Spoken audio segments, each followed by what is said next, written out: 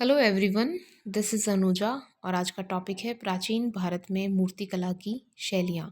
इस वीडियो में हम प्राचीन भारत में मूर्तिकला की प्रसिद्ध विभिन्न शैलियों के बारे में अध्ययन करेंगे, जिनमें प्रमुख रूप से गांधार मूर्तिकला शैली, मथुरा मूर्तिकला शैली, अमरावती मूर्तिकला शैली के बारे में चर्चा करेंगे। साथ ही गुप्त काल में मूर्तिकला की जो विशिष्टताएं थी उनका भी अध्ययन हम इस वीडियो में करेंगे। सबसे पहले गांधार मूर्तिकला शैली की बात करें तो इस शैली का विकास ईसा की पहली और दूसरी शताब्दी में गांधार प्रदेश में हुआ था। वर्तमान में यह प्रदेश जो है पाकिस्तान का जो पश्चिमोत्तर सीमा प्रदेश है, पाकिस्तान की जो उत्तर पश्चिमी सीमा है उसके प्रदेश को गांधार प्रदेश कहा जाता था। अविभाजित भारत में ये भारत का ही हिस्सा था।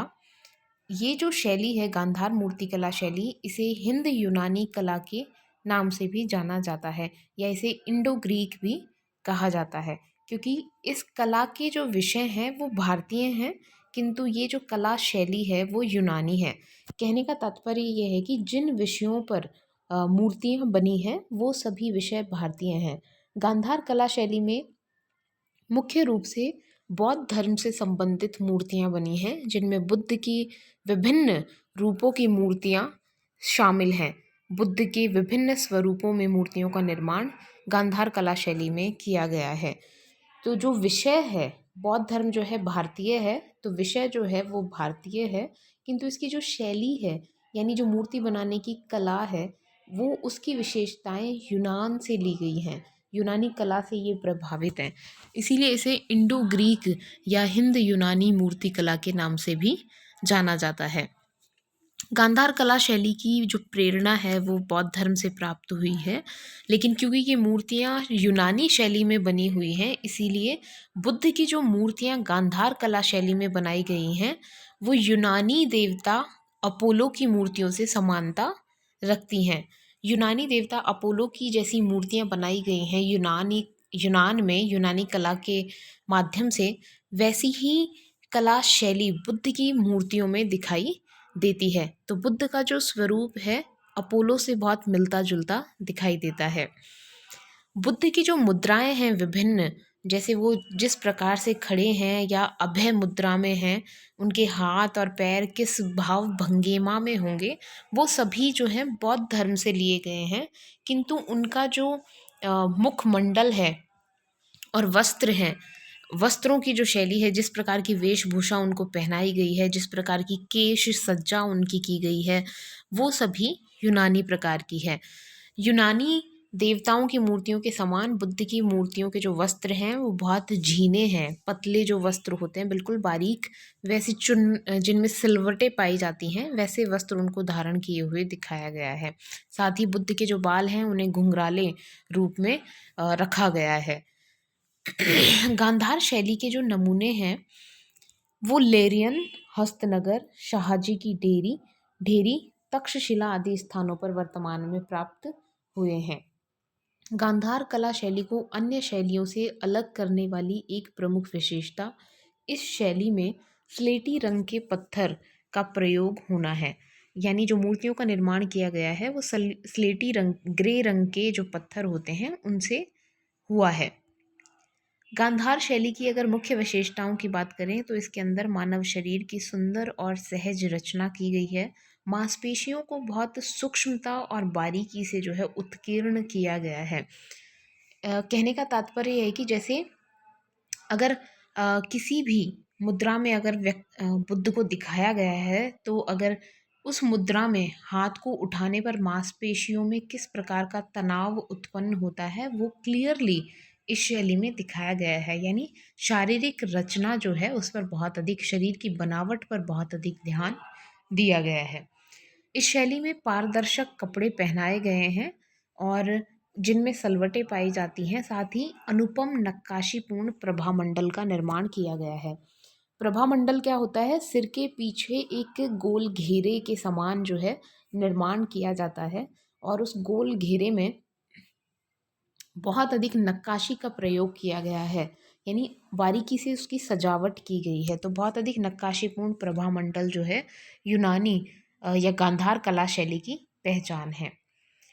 भारतीय मूर्तिकार जो हैं उन्होंने विदेशी प्रभाव यानी यूनानी कला की विशिष्टताओं को अपनाया और उन्हें अपने देश की मौलिक परंपराओं में समन्वित किया। यानी जो विषय है मूर्ति निर्माण के वो भारतीय परंपरा से लिए और इसी यूनानी शैली का प्रभाव मथुरा शैली पर भी पड़ा। गांधार शैली से बहुत अधिक प्रभावित मथुरा शैली भी दिखाई देती है, लेकिन इस गांधार शैली से प्रभावित होकर के उन्होंने भारतीय जो परंपराएं हैं उनके अनुरूप उसे ढाल करके मथुरा में स्वतंत्र रूप से एक नवीन कला शैली का विकास किया। प्रोफेसर कुमार स्वामी जो हैं उनका कहना है कि गांधार की जो मूर्तियां हैं, गांधार शैली में जो मूर्तियां बनी हैं उनमें निर्जीवता दिखाई देती है। यानी शारीरिक बनावट पर बहुत अधिक जोर दिया गया है, शारीरिक सौंदर्य पर बहुत अधिक जोर दिया गया है, लेकिन उनके आध्यात्मिक पक्ष को वो उतनी बेहतरीन तरीके से उकेर नहीं पाए हैं मूर्तियों में। यानी बुद्ध के जो फेशियल एक्सप्रेशंस हैं, चेहरे के भाव हैं, उनमें जो उनकी करुणा दिखाई देनी चाहिए, जो प्रेम की भावना दिखाई देनी चाहिए, दया का भाव दिखाई देना चाहिए, वो सब उन मूर्तियों में झलकता नहीं है। तो इसके अंदर जो गांधार शैली है उसमें बौद्ध धर्म की जो आध्यात्मिक शक्ति है वो इनके माध्यम से अभिव्यक्त नहीं हो पाई है। तो इस प्रकार ये थी गांधार कला शैली। नेक्स्ट है मथुरा कला शैली। ये कला शैली भी ईसा की प्रथम शताब्दी में ही विकसित हुई और मथुरा कला शैली में मूर्तियों के निर्माण में लाल बलुए पत्थर का प्रयोग किया जाता था, जो मथुरा से कुछ दूरी पर स्थित फतेहपुर सीकरी नामक स्थान से प्राप्त होता था।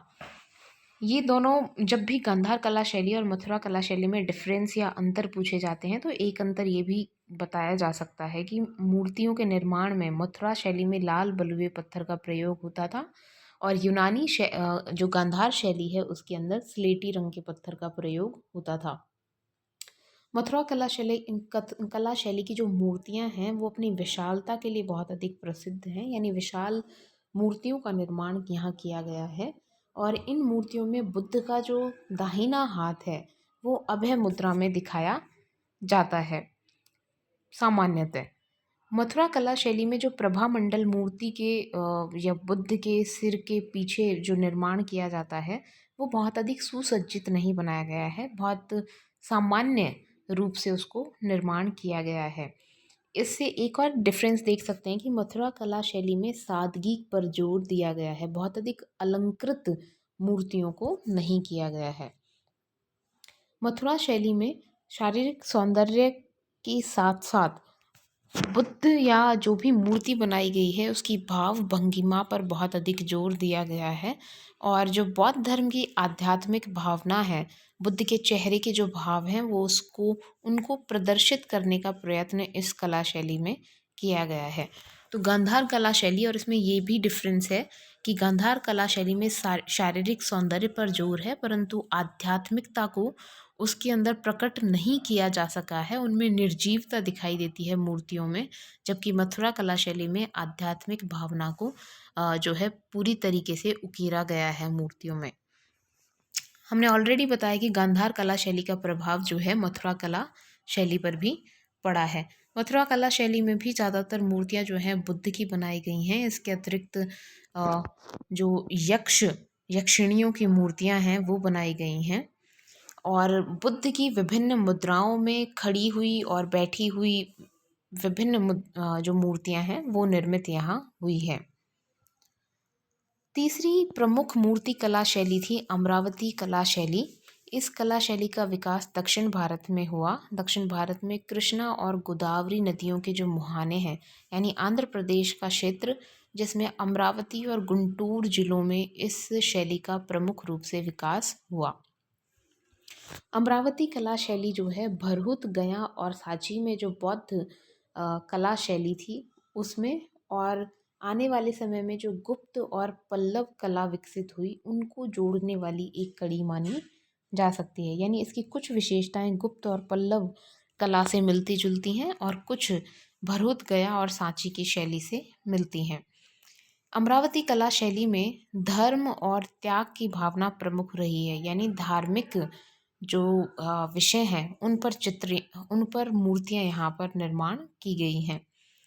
अमरावती कला शैली की प्रमुख विशेषता यह है कि यहाँ मूर्तियों के निर्माण में सफ़ेद संगमरमर का प्रयोग किया गया है।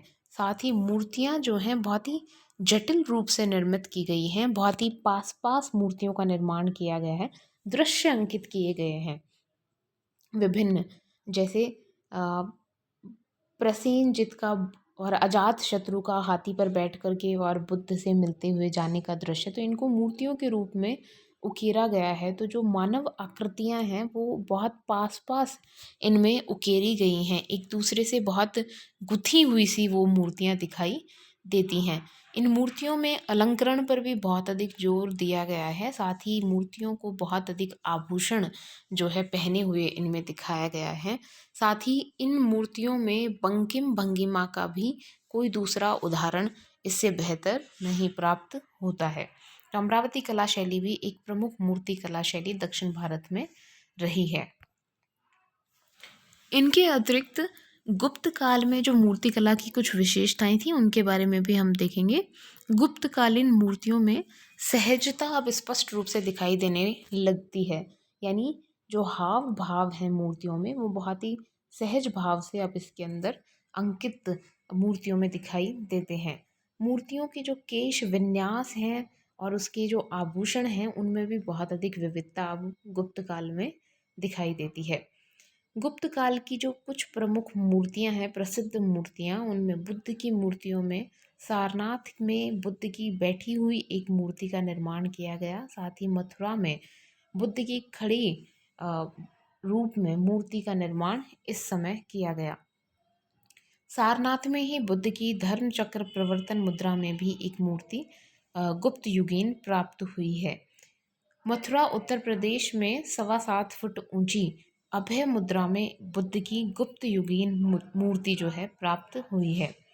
गुप्त काल में न केवल पत्थर से मूर्तियों का निर्माण हो रहा था, बल्कि बुद्ध की प्रतिमाएं तांबे, पीतल आदि धातुओं में भी निर्मित की गई। इनमें से एक प्रमुख है सुल्तानगंज, जो बिहार में एक जगह है, वहाँ अभय मुद्रा में बुद्ध की धातु की मूर्ति प्राप्त हुई है। तो गुप्त काल में पत्थर के अलावा धातु से भी मूर्तियों का निर्माण हो रहा था। मूर्तियों के विषय जो हैं विभिन्न, उनमें भी विविधता दिखाई देती है। लोक विषयों पर भी अब मूर्तियां निर्मित होने लगी। साथ ही धार्मिक जो विषय थे उन पर भी मूर्ति का निर्माण हो रहा था। इस प्रकार से ये कुछ प्रमुख प्राचीन भारत में मूर्ति कला की शैलियाँ हुई हैं, जिनके बारे में हमने इस वीडियो में अध्ययन किया।